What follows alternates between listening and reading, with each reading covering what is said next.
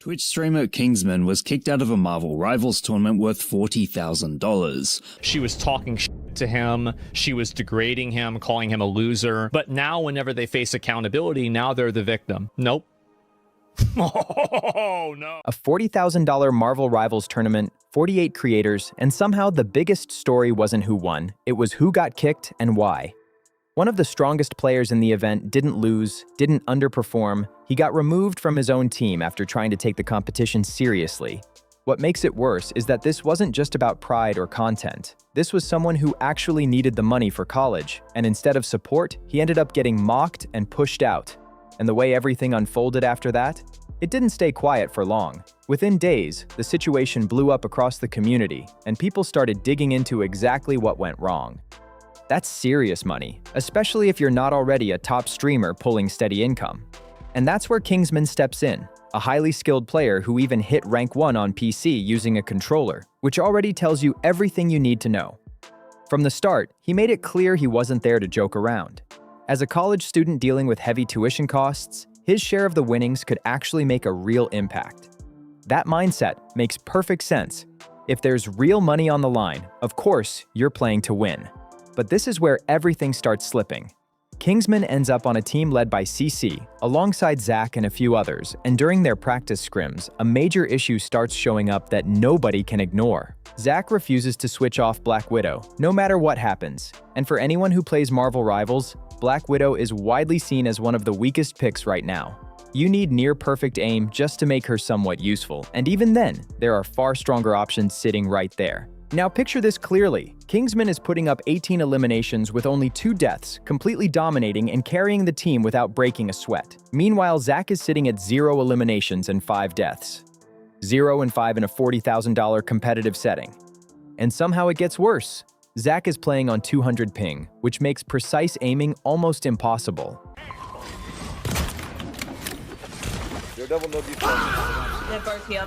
Trying to run a precision-based character under those conditions just doesn't work, and it shows immediately. So Kingsman does the logical thing. He suggests switching characters and explains that Black Widow is just going to get pressured and shut down by the opposing team.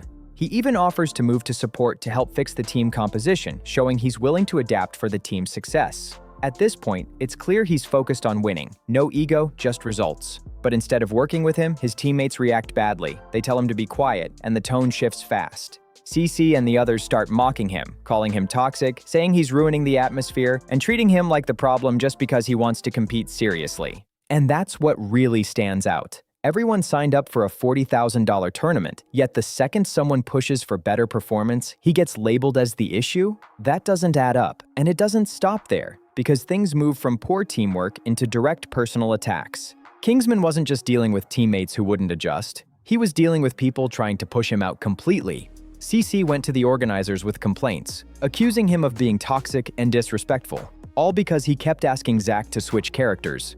That's what they built the case around. At the same time, CC was active online and in Discord, speaking negatively about him. She claimed he lacked social skills because he spent years gaming, which is ironic considering her own career. She also called him a loser multiple times, continuing the attacks. And when people questioned why they removed their strongest player, she responded by saying they now had better vibes, as if that replaces actual performance. But the lowest moment stands out clearly. There's a clip of a teammate mocking Kingsman for needing the prize money to help pay for college. I need this for my college. I need this for my college. I have about 6 or 7 more years. That says everything. People in a comfortable position laughing at someone trying to deal with real expenses is never going to land well. And it still didn't stop there. Zach's boyfriend, Kaplan, stepped in and created a full Google document trying to expose Kingsman's so-called toxic behavior. But the response online was immediate. People broke it down fast, pointing out how one-sided and selective it was, and it quickly backfired. Kaplan faced heavy backlash, locked his account, and stepped away from the spotlight. The situation flipped on him completely. Later, he issued an apology, admitting he went too far, that he used cherry-picked clips to shape a narrative, and that he shouldn't have involved himself at all. By that point, the damage was already done. Their credibility had taken a serious hit, and there was no easy recovery from that. Meanwhile, Kingsman, The top-performing player, who had been carrying scrims and trying to approach things competitively, was removed from the tournament simply for taking it seriously and suggesting basic adjustments. Looking at it closely, it's hard to ignore how backwards that is. The strongest player gets removed for pointing out clear issues. So what happened next? How did CC's team perform without him? Did those better vibes actually lead to better results? Not even close. They managed to get just one win and then kept losing, finishing near the bottom of the standings. It played out exactly how Kingsman expected. And here's where it gets even more interesting.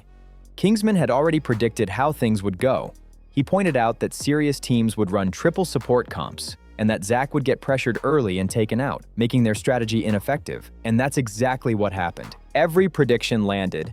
The top teams ran the same strategies Kingsman talked about, while CC's squad had no real answer and got run over without much resistance. It wasn't even competitive. But the situation didn't end there. CC released a video along with several statements trying to explain her side. She said she was having a panic attack when she insulted Kingsman, blamed her social skills for how everything played out, and tried to shift responsibility onto the tournament organizer, saying removing Kingsman wasn't her decision, even though she supported it. People weren't convinced. Community notes started appearing under her posts, pointing out that she continued going after Kingsman even after everything had already escalated.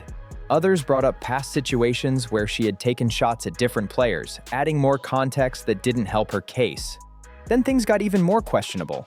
When CC claimed she was receiving misogynistic and racist comments, community notes showed she had only received 2 comments before locking replies, and neither were hateful.